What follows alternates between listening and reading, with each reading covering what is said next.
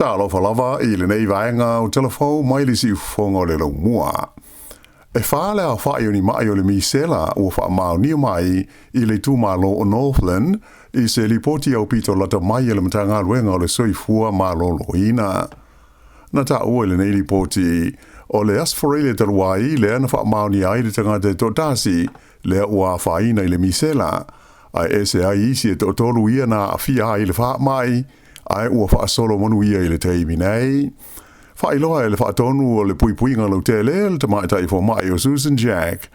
O le totasi o la tau ia totolu na malanga I se atunu o Asia le o loo pepesi ai le wha mai o le misela. Mai masalomia o ia lea na au mai le vailusi o le wha mai I te tonu o le atunu. Na ia ta ua fo ia to wha isi tangata o le au ainga o le tangata le nei o loo wha ngā solo I aisu e suenga ale mata ngā ruenga I le ono a fia ai le wha mai. O I la tau uma nei o loo wha anofo e sea a o ngā ruenga mata ngā ruenga I le wha mautuina o tangata uma e vā vāla lata fiso o ta inga o mai la tau ina ia mautinoa e vāwe o na whaia I ai tongo fitinga. O le amatanga o le masina le nei sa laputa I ai ia le tū malo o le Bay of Islands ina ia mata I tū a unga mawinga o le mai o le misela o na e tā ua le vave o nei loa ma wha mautu ina tangata e ono a awhia ia unga o lea wha mai pipisi. Ua toe wha manatu mai e foi le matanga ruenga le soifua marano ina le tā ua o le whai o tui pui pui o lea wha mai mō tangata uma e le I whai a ia tui. E le ai se tau o le tui pui pui le nei o le MMR mō le mai o le misela, whape le mumps ma le rubella mō tangata ua au lia se fun ma le varu tau sanga le marutua whaasolo I fwai I lalo. Ai e le tutongia fwoi mo isi tangata umai anga waa I ai moise o le au marutua. E ma whai o na mau o le nei tui pui pui mai fo mai a inga ai whape ai fwoi ma whale talamai pe a hawhe ane I ai. Na vi ia la mpasa le malo Israelu I New Zealand e le min stala vai fafo New Zealand wa wasa mana I Winston Peters I lana saunoanga I malo o fatasi la stona ai le na ia fa ai loalo I ai e le langolangoina le malo New Zealand le fa avaina o se malo tu maoti mo tangata Palestina. Ai o le apei New Zealand o isi malo e iai a Amerika o Japani ma le tele o tumotu o le Pasifika ia la tau te ena le whaia o se malo tu maoti o Palestina I sa sae tu te tonu. E se lau limas fulma le fitu la whai o isi atu nu o le laulangi mai sui a wai se lau iwas ful tonu o malo au fatasi e la tau te langolangoina le te tau leo no whaia o se malo tu maoti o Palestina. Na whaalia la mpasa Israelu I Wellington o Alon Rolf Snur I se talanuanga ma le wales whaase laua New Zealand. O le alo ia ai o se malo tu maoti o Palestina o le aamana ia ai foi ma le whaalapo tonga a le Hamas lea o lo tau nei ma le malo Israelu I Gaza. Whailo foi e le sui o le fono a tangata I utai e le tono o New Zealand o Juliet Moses ana whai e langonangoina e New Zealand se malo mo Palestina I le saunuanga le nei a wawasa manai e New York e mauti nolava e ono te le se a whaina ai o le saunga le mu o tangata o Israelu ia ua wha mautu nei de tonu o Aotearoa. O le whai ua nei le malo so o whaatasi o New Zealand ua matua whai tio ina malo si foi e le teitai o le tua ngai ia Chris Hipkins o ia foi o le teitai o le pati e le Labour. Whaalia Hipkins o le langolangoina e le malo New Zealand o le whaavaina leo se malo tu maoti mo tangata Palestina o se whai unga le whitaui wātangi ai le whaale tonu o teitai o le whainga malo so o whaatasi o loo tu nei le foe. I se whailo inga ma le autu stala ina ua uma ia le launga alo ia le min stala mai whafo wa wasa mana ia Winston Peters I le fono tele malo o whaatasi I New York na ta uai Hipkins o le talia le malo so whaatasi o le whaavaina o se malo tu maoti o Palestina o se tūlanga wātangi ai le vai vai tele o le lātu teita inga. Whaalia fo I le teita o le Labour o le awano le lei lea mo le malo o New Zealand e whaalia ai le lei ma le mao popo le lātu teita inga o le tino ai beta ai wale o le tulanga na folosia le minister le vai fafo i le tau fianga o le fonte le malo au fatasi o lea o fudi tu ai New Zealand tangata Palestina e hui ina moli mau ia le mamafain al matua mamafa o sawanga o lo fa solo ma fa pea ele vanga au Israelu fa sanga i tangata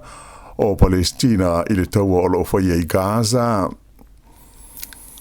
Ua wha manuina i le teimi nei, le wha soa ina leo le soa mai i le ai o Wellingtone, wha pēr i a Lower Heart, a toa fo i male ai o Porirua. O le nei fuafuanga, o wha tapula aina ai le wha ngā ina leo meo sprinklers, e fui nai to ngā la au o a inga te itasi. Ua wha au popo atu i a nei ai e tolu i a Upper Heart, ai wha pēr ai fo i a le tu malo i saute o le Wairarapa, ia e tausanga a toa o lo o whaata pula ai le whaonga ino sprinklers mō le la tau sua mai. O aia inga o le sāle nei le vāinga mua po le level 1 e aua wa ia aso le vai aso e tanga ai o na whaonga ino sprinklers e fui ai tonga la au malau whanua o ainga mai le ono e o i le vanu i le tai au ma le vāo le fitu ma le iwa i le fiafi. Pei tai la o de Tala pea le fui ino tonga la au tangata i whaanga au ai ia mautinoa e le tu ua se whaanga au e ola wha solo atoa e te tau lava o na iai seisi po se tangata e waia mo ta pe ina le suawai pea uma o na whaao ngā. Whailo mai e sui pule le suawai o Wellingtone o Erin Canley o le whaasoa ina le lei o le suawai e whaia lei tausanga uma i le teimi le nei wa amata ai suinga o le teimi po le daylight saving ona o le vai teimi le nei o le tau mawhanawhana e masani ona tele ai le sua vai e mana o mia ma whaao ngā ina e tangata uma. Ua whaamanatu mai e fo'i mō lo maru le tino o ina i tau tua nā i e whaao ngā ina da tau le sua vai teimi uma. Ma ia mau tinoa e wha mau le lei paipa i le tonu wha pēr ma whafo whale e pui ai le alu lea o ngā o le sua vai. O le stona isa fa ye se fa te singa tele mo sui tau va le fa ngā palota fa tu ma loi le ai o Hamilton le sa fuafuaina ma fa aponga ai i le pulenga o le foi ai o New Zealand fa ilo mai le tamata i ofisa lango o fa ngā palota Hamilton o Amy Vickers o le nganga o tu le fa te singa le nei ina ia fa o Sofia ai ma una ia te ngata o la tu ai e palota i le fa ngā palota o lo fa ngā solo i le teimi nei. E le ngata i lea, ai Sāmoa ai fwoi malawa noa o le au palota e visilingi ai sui tau wā mo la tau fuafuanga pe a manuia masao i le tono tofinga o le pūlenga wha ai tū maa lo. Whalia wha pe o le whai ngā palota o le lua awhe luas furulua e nā o le luas furu iwa te si wha pasene ia la whai tangata palota o Hamilton sa whaia a la tau palota mai la whai ngā atoa we e anga wha ai le tau na palota o se a whai ngā pau telelea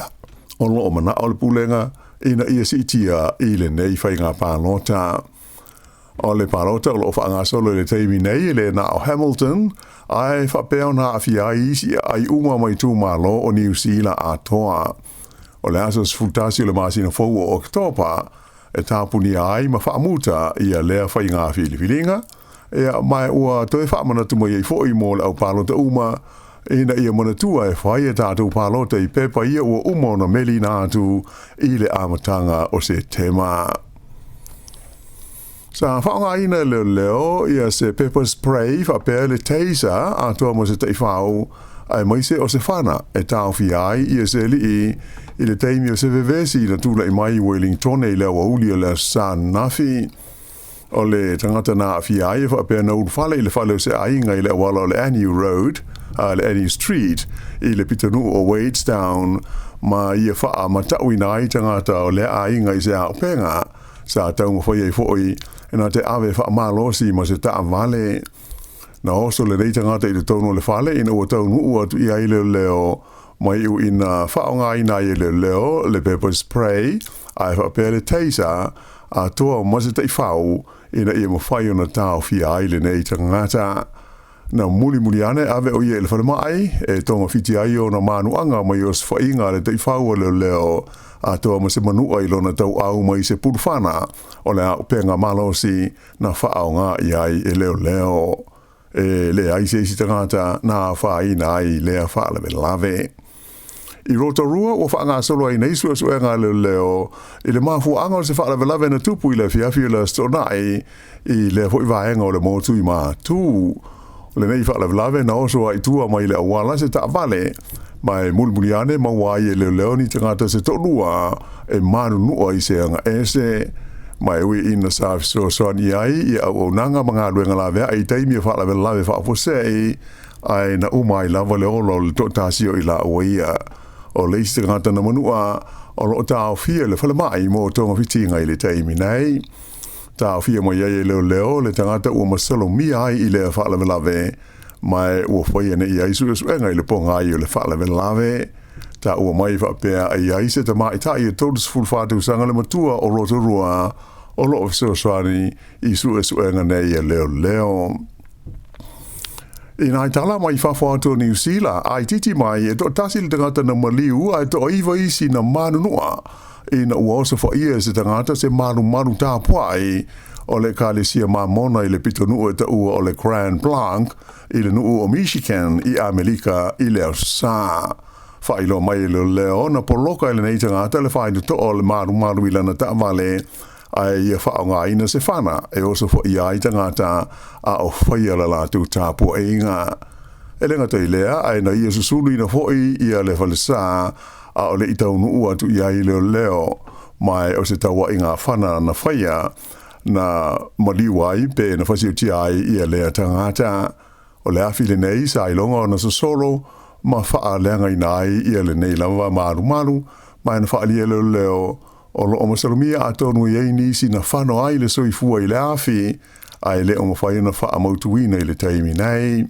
Ta au fwoi le teita i le leo ia William Rainey, o le li na wha abonga i le wha alavelave ua maliu, o se taule lea mai le nuu e ngo o Burton i Michigan e whase furu tau sanga le matua. I le ai o New York i Amerika lava, sa whai se whilo inga whaapitoa a tai o malo le Pasifika, i sa malanga atu mo le whono tele malo o Watasi le unga, na whala o i tele ai, i se mulienga mo ni e tunu mani whaalapo tonga, e fia langolongo ina le whaaputunga tupe so swani le Pasifika, le e whaingo ina o le Pacific Resilience Facility, le PRF. O le nei whaaputunga tupe, o se unua i whaaputunga tupe lea a malo o le Pasifika, e pūlea ma whaafoi na lawa i Pasifika, e visosoni ai i ono tangata, i ngā ruenga e tali atuai, i a whaina mai swinga o le tau. O le whenga inga na whaavai na i le nei whaaputunga tupe, na ioe ina lea ma pasia, e tai o le Pasifika po le fono le forum, i le tau fianga lona limas fufa, le sa auswia la tamai nei i honiara i le atu Solomona. O le whailo inga i New York, le na toe wha amautui nā ne ai, e le pelestene o le unka, o le tamaitai o Anna Lena Bearwalk, o le malo o Siamani, i le sao o lona atunu e 5 miliona pauni mo le nei wha putunga tupe a malo o le Pasifika. I tā longa, i le tamunisanga ne ti polo mo le ipo le lalolangi mo tamaita i talavau, le Youth World Cup, le olo whaanga solo nei i Gibraltar, na malo le awa Sāmoa i le la tā longa ma le awa tonga, i ai onu se furulua i le whaase furu ma le ono. Ai o le awa fiti na malo i le awa Gibraltar, e onu se futasi i le tolu se furu ma le tasi, ai o le au tasi mai le Pasifika lea na sao i le vaenga o le quarter finals o le neita amensanga le au lea le Cook Islands po le tukuki na whaia ina i le la ta'alonga ma Awhelika i saute i ai e fitus furuiva i le fase furu ma le 5. O isi ta'alonga e soi nei o le awhitawi ai Samoa ma fiti i le vaenga o le semi-finals e whaia le Friday nei o le sailinga leo le tūlanga iwa e o i le tūlanga sfurunua o au awai i lea ta amanusanga o le awatonga o le ata aloma Gibraltar o le sa ili o le tūlanga sfurtolu e o i le tūlanga sfuruono i le whaasalonga o au o le lalolangi. O isi quarterfinals na malo ai Engelani ia Sikotilani, New Zealand na malo ia Malawi, ai malo Australia ia Jamaica. I le vaenga o le semifinals, o le awhetau iai Engelani ma New Zealand, a Australia ma Awhelika I saute. I ne tipolo I le tonu o New Zealand nei, e tasi ale ai lena malo ai le Silver Ferns, I le lata alonga, ma le Proteas e Awhelika I saute ana po. O ai o lea ta alonga I Invercargill, e limas fulfitu New Zealand, I le limas fulwono a Awhelika I saute. Ia, mai ua manu maloa ia le Silver Ferns a New Zealand, I le series le nei e tolu ta alonga, tolu fo I o lato malo I le le ai a Awhelika I saute. I ta alonga laka pi ua le manuia le tau whaia le manu Sāmoa I le sa ilinga o se au lona luas ful tolu iai au o le ipo le lalangi I le lua awhe luas ful fitu, ina ua whaia ina I luna lua o ta alonga I le vāma le au Chile I le whai unga le vai aso. O ai o lea ta alonga e tolu sfultasi Chile ai se fulu lua le manu Sāmoa. E a ma le la o wha mautu I nai le avanoa o le au le nei e Chile e ofi e tua I le ipo le lalangi. O le whaatoa whaanua ai leo na maua avanoa o le aua lea tunu e tauwa ai se ipo le lalangi I le lakapi se fulu lima. Ai o le aua le manu Sāmoa e toi tasi le avanoa o lo o dutoe e te tau o na malo ai ina ia o atua I le ipo le lalangi le whaia I Australia. O le masina o Novemba le malanga ai le manu Sāmoa I Dubai mo le vaenga whai o ta longa nei e su e aise au tasi e a toa I ai le luas fulfao au mo le ipo le lalangi. O le a tau wai I la tau ma au mai le tunu o Belgium, wha pele au o Namibia, mai se au le a malo mai ta longa Brazil ma Paraguay, e whaai au o lea ta amiusanga wha apitoa I Dubai. Ea o le whainga na telefou,